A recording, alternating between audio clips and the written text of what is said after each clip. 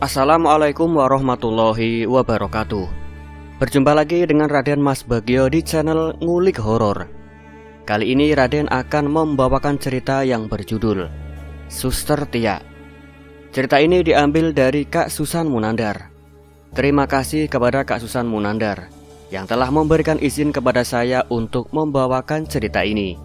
Tapi sebelum kita masuk ke ceritanya, alangkah baiknya kita berdoa terlebih dahulu ya teman-teman, agar kita semua diberikan keselamatan dalam membacakan cerita ini. Bismillahirrahmanirrahim. Allahumma sholli ala sayyidina Muhammad. Dan ini dia Ngulik Horor.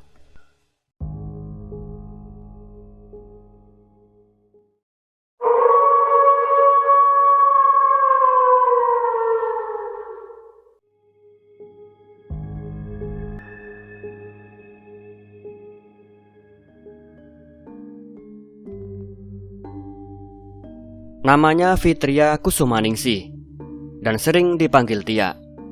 Dia seorang suster yang bekerja di salah satu rumah sakit terbesar di kota Palembang, Provinsi Sumatera Selatan. Membanting tulang siang dan malam untuk menafkahi suaminya yang seorang pecatan ASN di kota Palembang dan anaknya yang masih duduk di bangku SMA. Tak pernah dia pedulikan rasa lelah, letih ataupun lesu, apalagi jenuh menghadapi segala rutinitas yang mengisi hari-harinya. Yang dia pikirkan hanyalah bagaimana suami dan anak sematawayangnya bisa bertahan hidup. Tak seperti suster lain, Suster Tia sengaja mengambil banyak jatah shift atau giliran kerja di rumah sakit itu. Dia pun selalu siap menggantikan rekan-rekannya jika berhalangan kerja. Hal ini dilakukan hanya semata-mata untuk memenuhi kebutuhan suami dan anaknya yang selalu menuntut uang dari Suster Tia. Mereka tidak sekedar meminta uang untuk makan, sekolah atau kebutuhan sehari-hari. Sang suami bersikeras membutuhkan dana untuk melamar kerja ke sana kemari, bahkan untuk menyogok agar diterima, meski hasilnya selalu nihil. Sementara anak perempuan mereka, Mbak Dia, kerap meminta sejumlah uang untuk kebutuhan sekolah yang tak ada habisnya. Tia bukan orang yang pintar meluapkan kekesalan dan kemarahannya, apalagi di depan suaminya yang keras kepala dan anaknya yang pemarah. Wanita itu lebih memilih diam 1000 bahasa dan mengabulkan keinginan-keinginan mereka walaupun hatinya menjerit. Dia begitu pintar menyembunyikan perasaannya, walau sesungguhnya dia amat bersedih atas perilaku suami dan anaknya. Wanita itu selalu tersenyum dan bersabar menghadapi mereka berdua. Hampir tidak ada yang mengetahui bagaimana sebenarnya keadaan wanita itu di rumah. Bahkan teman-teman seprofesinya di rumah sakit pun tidak ada yang tahu, karena Tia sangat tertutup dan tidak terlalu menyukai orang-orang yang ikut campur urusan pribadinya. Sering kali dia kedapatan sedang melamun sambil menitikkan air mata pada saat jam istirahat. Tempat favorit Suster Tia adalah di taman samping rumah sakit. Taman itu sangatlah sepi, senyap, dan sangat jarang dilalui orang, karena cukup jauh dari bangsal atau ruangan rawat inap yang biasanya dipadati keluarga pasien atau pengunjung yang menjenguk. Biasanya, sambil menghabiskan bekal makanan yang dibawanya dari rumah, wanita itu memikirkan suami dan anak perempuannya itu. Wanita malang itu tak punya sanak saudara lagi, bapak dan ibu. Bahkan adik laki-lakinya telah lama berpulang ke sisi Tuhan, hingga dia tidak bisa berbagi perasaan dan tidak bisa menenangkan hatinya. Dia hanya bisa menelan sendiri semua yang dia alami dalam hidupnya. Tia kerap mengambil giliran kerja malam di rumah sakit. Sebenarnya menurut rumor yang beredar, rumah sakit ini sangatlah angker. Tetapi bagi Suster Tia, uang lebih penting daripada memikirkan keangkeran rumah sakit itu, yang belum jelas kebenarannya. Selama bertugas, tak pernah sekalipun dia mengalami hal-hal di luar nalar manusia. Cerita-cerita para suster lain yang mengalami hal menyeramkan saat bertugas pun tak dia hiraukan. Dalam hari, dia berkata, "Kalian semua tak pernah merasakan kesakitan yang teramat dalam. Kesakitan yang membuatku tak peduli lagi pada hal-hal yang tak masuk akal seperti hantu." Di sisi lain, begitulah Tia, suster senior yang dianggap ketus dan tak pandai bersosialisasi dengan suster-suster yang lain.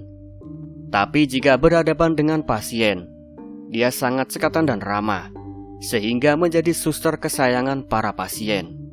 Namun, di hadapan teman-temannya, dia tak ubahnya gunung es yang sulit dijangkau. Dia hanya akan tersenyum kepada rekannya tatkala mereka meminta bantuan untuk menggantikan giliran kerja mereka. Sebetulnya, rekan-rekannya merasa aneh, karena pada saat-saat orang lain tak mau menggantikan giliran jaga, hanya suster Tia yang bersedia. Dengan senyum lebar di wajahnya, beberapa rekan kerjanya berpendapat mungkin suster Tia tak terlalu suka berada di rumah, sehingga dengan sukaria menerima pekerjaan lain di luar giliran kerjanya. "Suster Tia, mohon maaf nih sebelumnya, apakah besok sore sampai malam suster ada kesibukan di luar? Saya ada keperluan keluarga, tidak bisa jaga. Apakah suster Tia bersedia menggantikan shift saya?" Ayu, seorang perawat muda, terlihat gugup ketika menanyai suster seniornya. Sebelumnya dia belum pernah melakukan hal ini. Dia bagaikan bertaruh untuk membuktikan bahwa informasi dari teman-teman lain bahwa suster Tia selalu bersedia diminta menggantikan giliran kerja itu benar. Dia merasa bagaikan menang taruhan ketika ekspresi wajah suster Tia dengan cepat berubah, menyunggingkan senyuman manis. "Tentu saja saya bisa menggantikan kamu. Jangan khawatir. Saya akan melakukan tugas-tugasmu dengan baik." Suster Tia menjawab sambil tersenyum, tetapi langsung meninggalkan perawat junior itu. Di sisi lain, di kantin khusus tenaga medis rumah sakit, Suster Ayu bercengkerama dengan teman-teman perawatnya. Dia terlihat sangat senang dan begitu bersemangat menceritakan interaksinya tadi dengan Suster Tia. "Ternyata kalian benar." Dia langsung tersenyum saat aku minta tolong menggantikan aku. "Duh, syukur alhamdulillah. Senangnya gak perlu ada di rumah sakit malam-malam."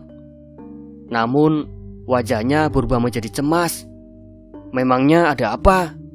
"Begini, kalian percaya nggak kalau setelah 40 hari ruh seseorang masih ada di tempat terakhir dia meninggal?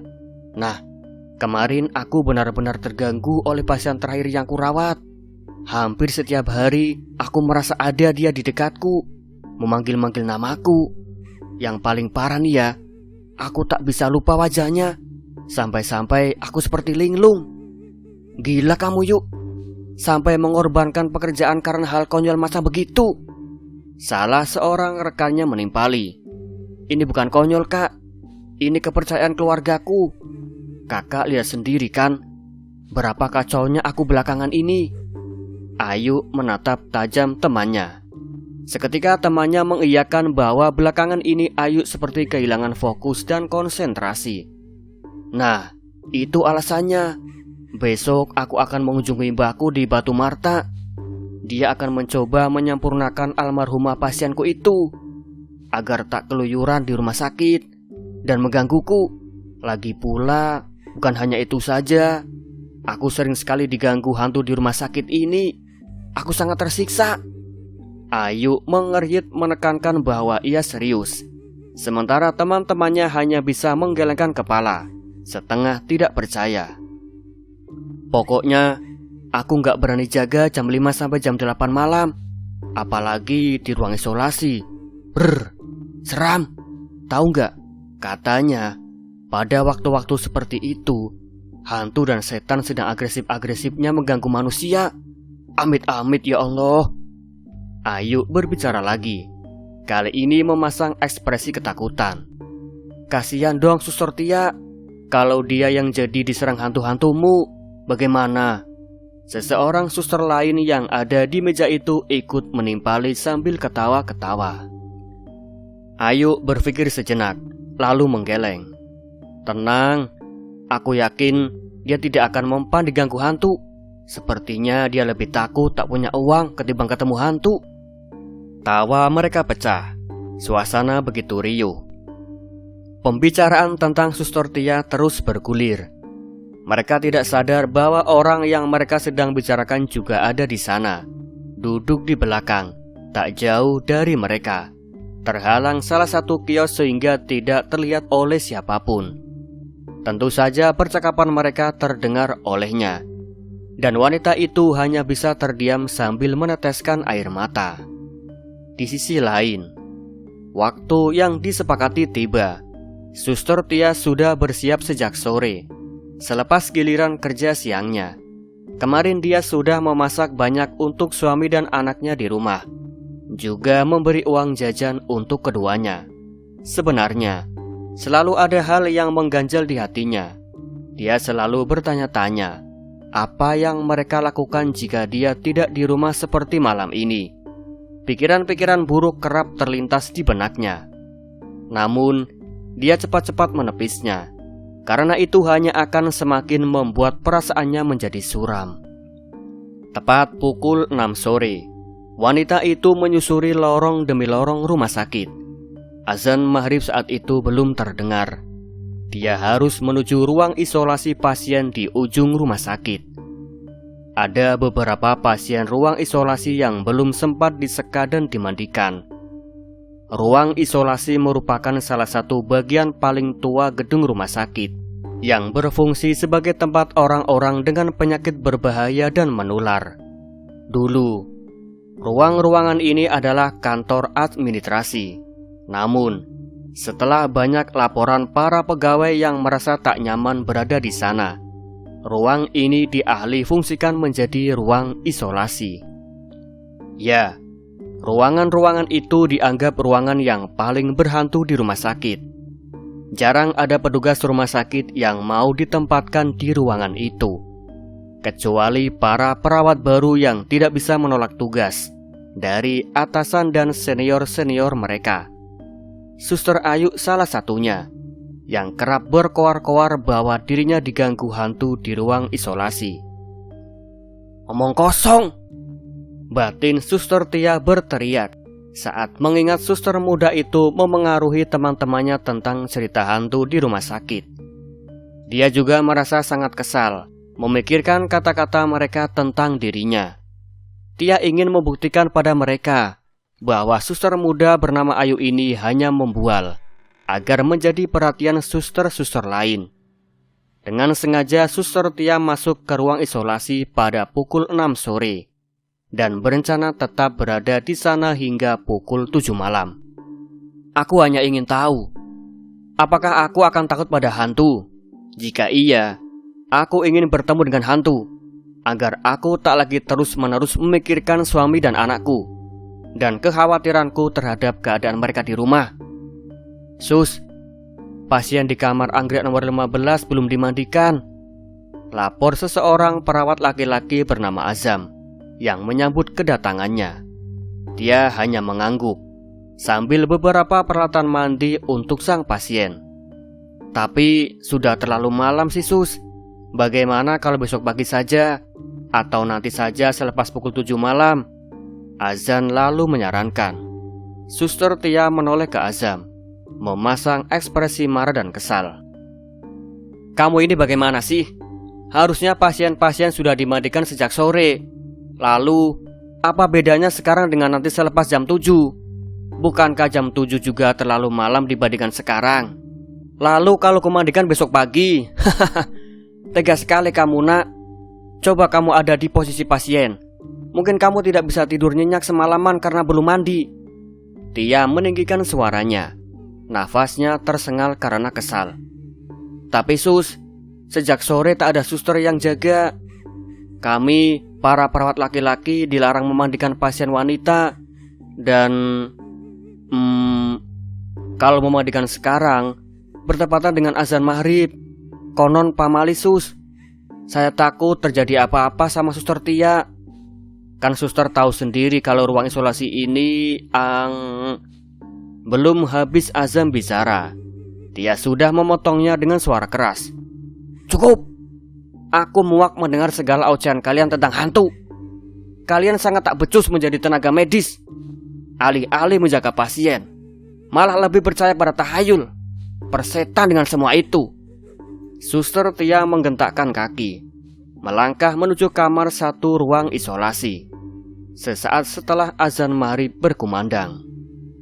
Di sisi lain, seorang pasien wanita setengah baya tengah berbaring di bangsal nomor 15.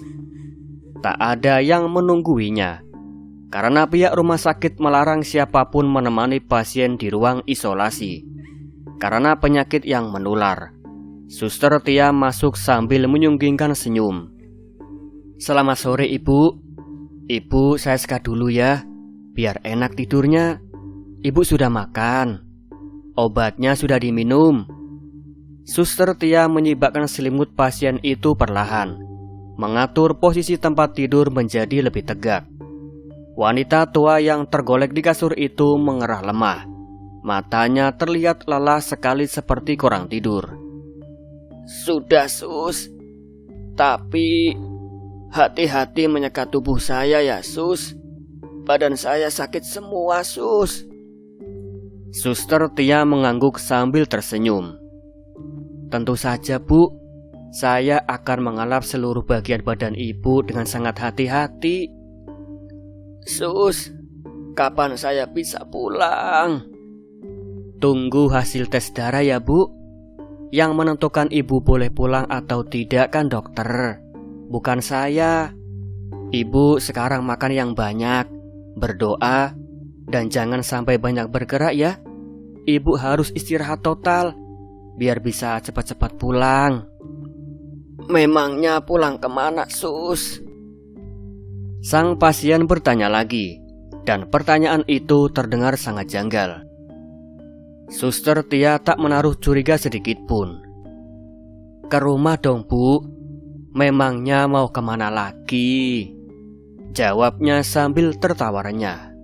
Pasien itu melenguh, lalu tersenyum menatap Suster Tia yang mulai sibuk menyiapkan peralatan mandinya. "Rambut suster bagus ya. Kalau dilepas ikatannya pasti panjang sekali." "Ah, Ibu, biasa saja. Rambut saya sangat berminyak, Bu. Dan rambut saya panjang karena saya nggak sempat ke salon. Terlalu sibuk di rumah sakit. Memang panjang sekali, Bu. Hampir menyentuh paha." "Oh, indah sekali, Tia. Kamu pasti akan terlihat sangat mengerikan dan menakutkan jika menjadi hantu." Suster Tia tersentak. Para pasien memang sering sekali menceracau tidak jelas. Tetapi dia kaget karena pasien ini menyebutkan namanya. Padahal dia tidak memakai papan nama di seragam putihnya. Ini juga adalah kali pertamanya bertemu dengan sang pasien. Namun, Suster Tia memutuskan untuk tidak menunjukkan kekagetannya. Mungkin kemarin Suster Ayu memberitahu si pasien bahwa yang akan menggantikannya bernama Suster Tia. "Tia, pulanglah anakku. Lihat apa yang suamimu lakukan di rumah." Tiba-tiba saja, pasien itu bangkit dari tempat tidur, tertawa cekikikan. Rambutnya yang sejak tadi tidak terlihat karena tertindih kepalanya tiba-tiba terurai bebas. Ternyata rambut pasien itu sangat panjang, lebih panjang daripada rambut Suster Tia. Tiba-tiba saja wanita itu menghilang di depan matanya. Suster Tia menjerit, dan dia menjerit lebih keras tatkala seseorang yang menyerupai wanita itu keluar dari kamar mandi sambil memegangi selang infusan. "Ada apa, Sus? Kenapa? Suster mau memandikan saya?" tanya wanita itu sambil terseok-seok mendekatinya. Suster Tia benar-benar kaget sekaligus ketakutan. Ibu, bukankah dari tadi Ibu tidur di sini? Ibu yang mau ngobrol dengan saya kan?" Suster Tia terlihat sangat panik. Wanita itu menggeleng. "Saya belum bertemu Suster. Ini pertama kalinya. Saya tadi agak lama di WC, sakit perut sus, jawab wanita itu dengan polos. Suster Tia ketakutan, langsung berlari meninggalkan bangsal itu tanpa memperdulikan si pasien yang terkejut, juga para perawat laki-laki yang menunggu di luar. Untuk pertama kalinya dalam hidupnya, Suster Tia mengalami teror hantu di rumah sakit itu. Jelas wanita tua yang tadi dia layani bukan manusia. Dia terus berlari menyusuri koridor rumah sakit, meninggalkan ruang isolasi. Tak peduli lagi pada tugasnya malam ini. Yang dia inginkan hanyalah pulang ke rumah, memeluk suami dan anaknya erat-erat. Sekarang dia tersadar.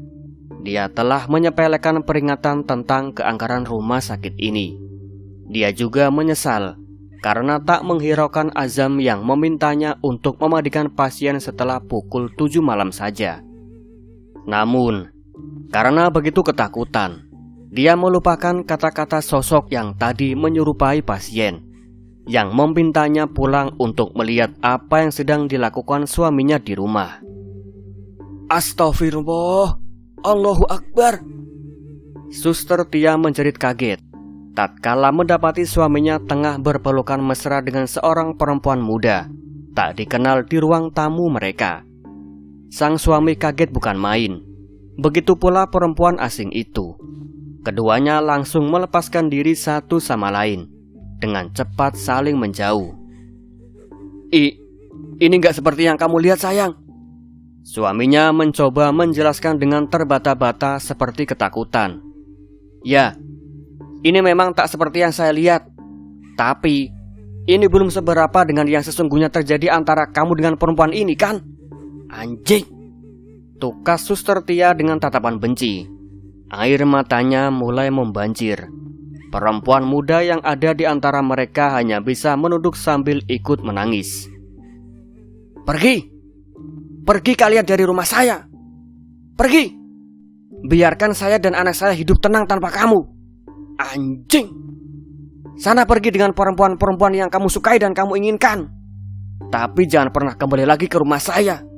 Ini rumah saya, rumah peninggalan orang tua saya.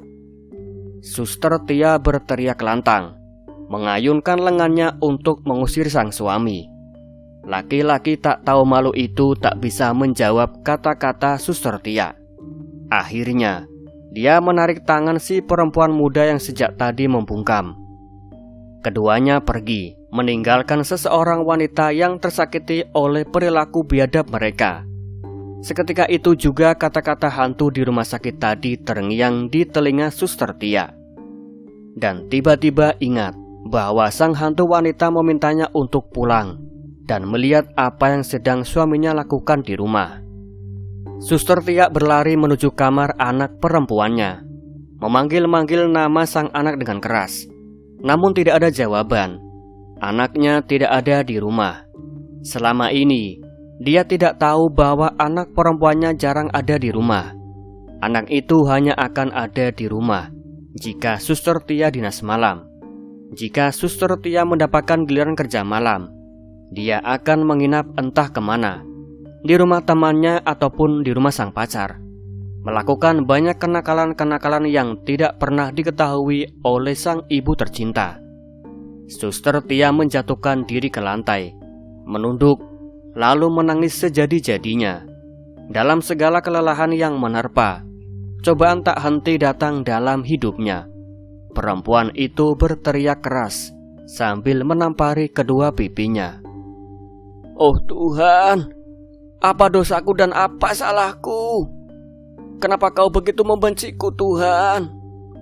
Kenapa kau selalu memberikan cobaan yang bertubi-tubi seperti ini Tuhan? Aku tidak kuat menahan segala cobaan yang kau berikan ini Tuhan. Rumor tentang Suster Tia yang ketakutan karena diganggu di ruang isolasi sudah menyebar seantero rumah sakit. Sebagian merasa kasihan terhadap suster senior itu, dan sebagian besar lainnya malah senang karena mereka diam-diam kesal terhadap suster yang selalu meremehkan keangkaran rumah sakit ini. Seharusnya ada hal yang lebih seram lagi menimpanya, atau bahkan kalau bisa dia sampai mati, biar dia tahu rasa. Perawat laki-laki yang bernama Azam, yang tempo hari menemaninya bertugas malam, menggunjingkan Suster Tia kepada teman-teman yang lain. Namanya saja Suster Tia, masa takut sama kuntilanak? Timpal perawat lain. Tawa mereka pecah mengolok-olok kejadian yang Suster Tia alami di ruang isolasi. Namun, tatkala Suster Tia melintas di hadapan mereka, orang-orang itu terdiam dan bersikap seolah-olah tak memperdulikan kejadian yang dialami oleh Suster Tia. Kasihan perempuan itu, sudah jatuh tertimpa tangga. Kini, wajahnya semakin pucat. Tak ada sorot kehidupan di bola matanya. Pikirannya semakin kusut, dan dia semakin tak fokus melakukan tugas-tugasnya di rumah sakit. Setelah kejadian di ruang isolasi, Suster Tia menjadi orang yang sangat paranoid. Dia mengaku sering melihat penampakan berbagai makhluk mengerikan di rumah sakit itu. Bahkan parahnya, dia kerap kerasukan dan menjerit-jerit di ruang suster. Hal itu tentu saja membuat suster lain merasa kesal. Apalagi karena mereka tahu, dulu Suster Tia selalu antipati terhadap hal-hal mistis yang terjadi pada rekan-rekan kerjanya. Beberapa orang menganggapnya hanya mencari perhatian, dan para petinggi rumah sakit mulai mempertimbangkan untuk memberhentikan Suster Tia. Meskipun dia sudah lama bekerja, sikap Suster Tia yang menjadi ganjil menghambat pekerjaan dan mengganggu pasien. Sekarang pun, pihak rumah sakit tidak mengizinkan Suster Tia mengambil giliran kerja malam. Suster Tia semakin kalut. Kini, dia dikucilkan oleh rekan-rekan kerjanya di rumah sakit. Tidak ada seorang pun yang memintanya untuk menggantikan shift mereka lagi, karena pihak rumah sakit telah melarang. Sementara itu, di rumah pun hubungannya dengan sang anak semakin memburuk, karena anak itu lebih suka mengunci diri di dalam kamar ketimbang berinteraksi dengannya. Hidup Suster Tia kian kacau, dan yang lebih mengerikan lagi, perempuan itu sering terlihat bicara sendiri di taman samping rumah sakit. Dia bagaikan memiliki kehidupan sendiri. Hanya dia yang mengetahui dan menjalaninya. Di sisi lain, pada suatu hari, saat sedang bekerja, nama Suster Tia terdengar jelas dipanggil dari pelantang suara di antero rumah sakit untuk segera mendatangi unit gawat darurat. Tak biasanya dia dipanggil seperti itu, kecuali jika ada hal gawat yang harus segera dia tangani. Saat itu, dia tengah melamun di taman samping rumah sakit. Meskipun sudah dipanggil sekeras-keras, dia tidak tersadar dari lamunannya, sehingga salah seorang perawat harus mengguncang pundaknya agar dia tersadar. Secepat kilat, wanita itu berlari menuju unit gawat darurat. Walaupun dia tidak tahu apa yang sebenarnya terjadi, perawat yang memanggilnya hanya berkata bahwa Suster Tia harus segera ke sana. Ada yang genting. Tidak menjelaskan lebih jauh. Sambil terengah-engah, dia berlari cepat menyusuri koridor rumah sakit menuju ruang gawat darurat. Semakin dekat dia ke ruangan itu, semakin kencang dia berlari.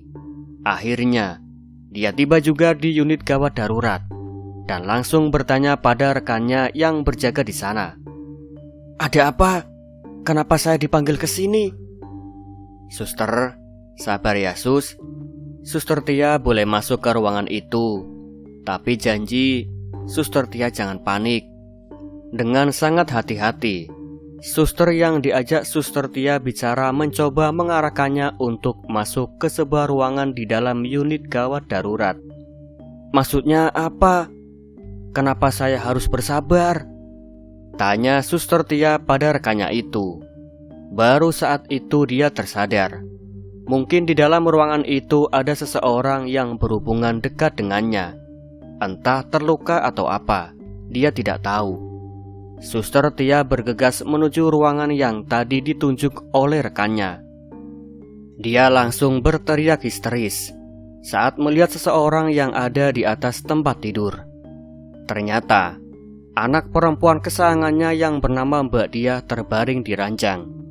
Anak itu sudah terbujur kaku tak terselamatkan akibat mencoba menggugurkan kandungan yang ada di dalam perutnya. Suster Tia berjalan gontai menuju ruang isolasi. Tas milik anaknya yang penuh barang, entah apa saja, tersampir di pundaknya. Saat itu sudah tengah malam. Tak ada siapapun di sana. Bahkan para suster yang sedang bertugas jaga malam pun sepertinya tertidur, seperti para pasien. Dalam perjalanan, dia tersungkur beberapa kali, tetapi bangkit lagi dan terus melangkah, walaupun kakinya terasa sangat sakit. Sudah berhari-hari Suster Tia tidak masuk kerja karena mendapatkan tekanan yang sangat luar biasa. Dia terus meratapi kematian anak sematawayangnya yang sangat dia cintai. Dan Suster Tia selalu menyalahkan dirinya sendiri. Selama ini dia terlalu sibuk mencari uang, hingga tak sadar bahwa anak perempuannya sedang bergelut dengan dunia pergaulan bebas. Dia merasa sendirian. Dia yang merasa kehilangan arah. Dia yang tak tahu lagi cara melanjutkan kehidupannya. Akhirnya Suster Tia mengambil keputusan yang sangat besar malam itu. Tidak seperti biasanya. Saat itu Suster Tia mengenakan baju terusan panjang berwarna putih. Dia kemudian mencari sebuah ruangan isolasi yang kosong. Dan kebetulan bangsal nomor 15 tempatnya bertemu sesosok hantu wanita pada suatu malam kosong. Dia masuk ke dalam ruangan itu dan mengeluarkan sehelai kain panjang yang sudah dia siapkan di dalam tas yang sedang dibawanya.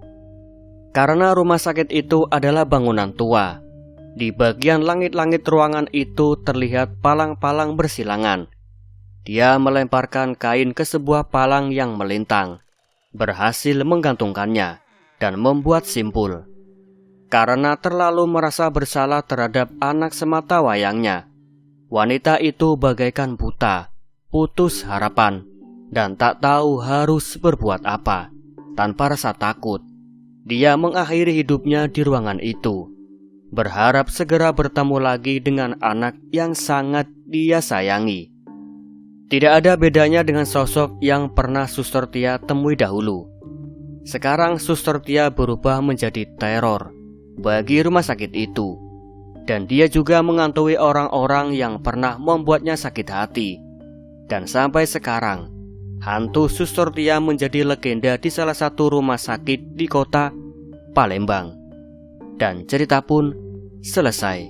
Nantikan cerita-cerita menyeramkan selanjutnya hanya di Ngulik Horor. Akhir kata, Raden Mas Bagio pamit undur diri. Sekian, wassalamualaikum warahmatullahi wabarakatuh.